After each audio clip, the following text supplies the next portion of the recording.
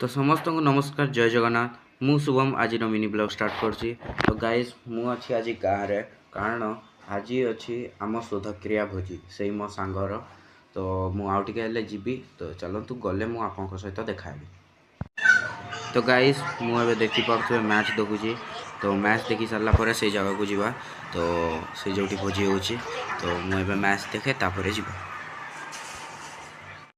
तो गाइस मुझे जाऊँगी जो भोजी होची तो चलतु मुझे पहुँचिकी आप सहित देखाबी। तो गाइस मुझे पहुँच जाइए देखिपे ये किसी लोक मैंने खाऊँ देखु ये किसी आंटी और दीदी मैंने खाऊँ एवं चलतु आग को जावा। एठी मो तीन भाई बस देखिपे। तो गाइस मुझे खाइली आ भी घर को पड़े आसी।